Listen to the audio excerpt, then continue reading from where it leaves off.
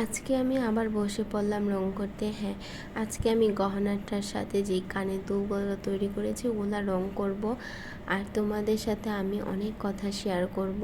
এই তো রং করতে বসে পড়লাম। এখন আমি গহনাটার সাথে ম্যাচিং করে রং করব, যাতে গহনাটার সাথে ম্যাচিং করে আমি ইয়াররিংসগুলো পরতে পারি।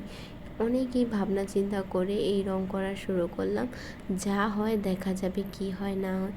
কিন্তু এখন তো রং করব, রং করে তারপর ভাবা যাবে যে সুন্দর হয় কি সুন্দর হয় না। এর আগেও আমি আরও গহনা তৈরি করেছিলাম, যেগুলো আমি পরে নিজে দেখছিলাম যে আসলে ভালো হয় কি হয় না। তারপর এইগুলা তৈরি করা আর তোমাদের সাথে শেয়ার করা। যাই হোক, আমি তোমাদের সাথে কিছু কথা বলবো। তোমরা অনেকেই মনে করো যে মাটি অনেক ভারী হয়, মাটির গহনা অনেক ভারী হবে।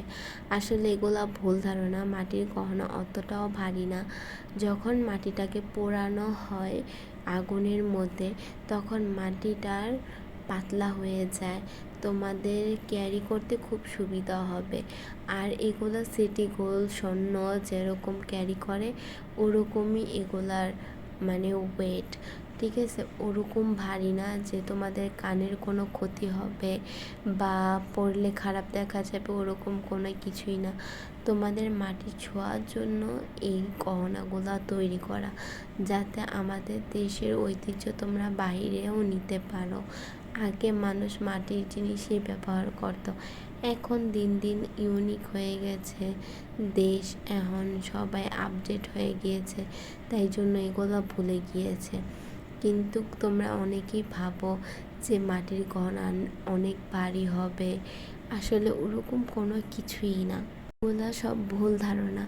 আসলে ওরকম কোনো কিছুই হয় না। তোমরা নিঃস্বাধীনভাবে তোমরা পড়তে পারো। আর এটা হলো নিজের কাছে, যে নিজের শখ যদি চায়, মন যদি চায়, তাহলে যে কোনো জিনিসই পরা যায়। আর নিজের মন যদি না চায়, তাহলে যতই দামি হোক সেটা পরতে মন চায় না। এটা হলো নিজের কাছে। কিন্তু এগুলো আসলে ভুয়া। যে সবাই বলে যে মাটির গহনা অনেক ভারী, অনেক সমস্যা হয়, ভেঙে যায় অল্পতে, ওরকম কোনো কিছুই না। তুমি যদি ভালোভাবে ক্যারি করতে পারো, তাহলে তুমি মাটির গহনা পরেও শান্তি পাবা। আর মাটির গহনা একবার যদি তোমার মন ছুঁয়ে যায়, তোমার বারবার মাটির গহনাই পরতে মন চাবে।